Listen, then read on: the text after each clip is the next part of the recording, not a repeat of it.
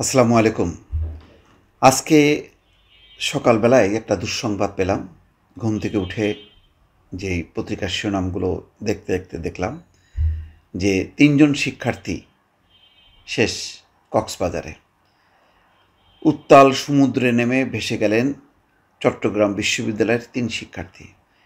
দর্শক, আমি নিজের চোখে একটা দৃশ্য দেখেছি। গত পরশুদিন আমি কক্সবাজারে ১ দিনের জন্য গিয়েছিলাম।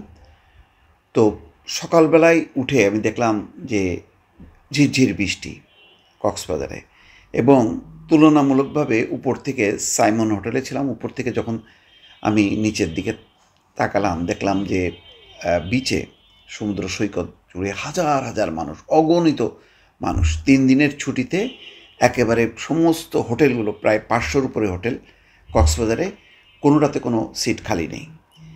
এত ভিড়, মানে সুযোগ পেলেই তো মানুষের আর কোনো জায়গা এই একটাই, সেটা হলো কক্সবাজার, সেখানে যায়। কিন্তু আমার কাছে মনে হলো রাতের বেলায় আমি যেই ঢেউ দেখলাম শান্ত, পরের দিন সকালবেলায় নিম্নচাপ ছিল এবং সমুদ্রের পানি যে যথেষ্ট পরিমাণ উত্তাল ছিল, ঢেউ ছিল বড় বড়। তখন চিন্তা হলো এইরকম ঢেউয়ের মধ্যে পরিস্থিতি আরও যদি অবনতি হয়, যদি বড় ঢেউ আসে, তখন কি হবে? হাজার হাজারে, এবং কোথাও দেখলাম না যে কোনো সতর্ক বাণী উচ্চারণ করা হচ্ছে, মাইকিং করা হচ্ছে, এবং ওইরকম কোনো ব্যবস্থা আছে আমার কাছে মনে হলো না। খুবই অনিরাপদ একটা বিচ আমার কাছে মনে হলো। তো এরকম চিন্তা করতে করতে আমি কিন্তু আসছিলাম যে পরিস্থিতি যদি আরও থেমে যায় তো তাহলে ভালো। কিন্তু আমি কক্সবাজারে আমার সন্ধ্যা ৬টায় ফ্লাইট ছিল। তার আগ পর্যন্ত যেটা দেখছিলাম যে মানে শহর জুড়ে বা পুরো কক্সবাজারে একটা নিম্নচাপ এবং ঝিরঝির করে বৃষ্টি হচ্ছে কন্টিনিউয়াস। তার মানে হচ্ছে একটা নিম্নচাপ তৈরি হয়েছে। নিম্নচাপ হলে যেটা হয়, সমুদ্র উত্তাল হয়। তাহলে আমাদের যেই সারা দেশ থেকে হাজার হাজার মানুষ জড়ো হলো, সেই তারা তো নেমেই আগে দৌড়ানোর চেষ্টা করে যে মানে সমুদ্রের পানিতে সে পা রাখবে, গা ভিজাবে। তখন কি হবে? তাদের নিরাপত্তা কোথায়? আসলে কোনো নিরাপত্তার কোনো বালাই দেখলাম না। এবং দুর্ঘটনাটা ঘটল এখানে। এখন দেখছি সেই কক্সবাজারে হিমছড়ি সমুদ্র সৈকতে ঘুরতে গিয়ে নিখোঁজ হয়েছেন চট্টগ্রাম বিশ্ববিদ্যালয়ের ডেভেলপমেন্ট স্টাডিজ বিভাগের ২৩-২৪ সেশনের ৩ শিক্ষার্থী। এর মধ্যে ইতিমধ্যে একজনের মরদেহ উদ্ধার করা হয়েছে। মঙ্গলবার বিকালে সমুদ্র সৈকতের হিমছড়ি পয়েন্ট থেকে তার মরদেহ উদ্ধার করা হয়। এই ঘটনায় নিখোঁজ আরও ২ শিক্ষার্থী। আল্লাহ মাবুদ, হয়তো সেই ৩ শিক্ষার্থী ভেসে গেছে, তাদের হয়তো মরদেহ পরে উদ্ধার হবে। আমি আল্লাহর কাছে দোয়া করি যাতে তারা মানে জীবিত ফেরেন।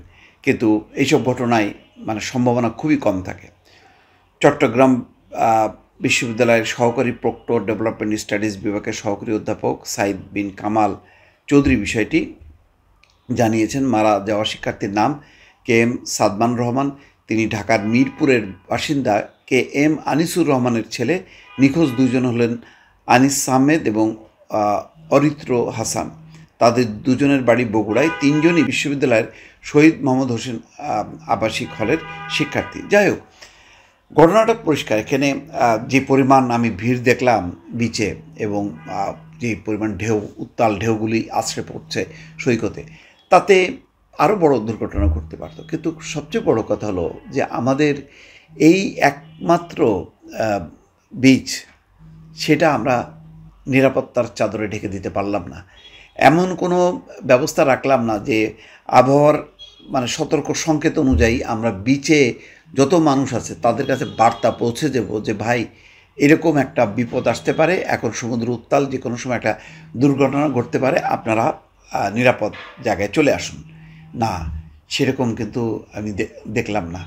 তো আমাদের এই বিপজ্জনক পরে কি হবে যদি এইভাবে মৃত্যু, এটা তো আর প্রথম ঘটনা না, এর আগেও এইরকমভাবে ধারাবাহিকভাবে ঘটেছে।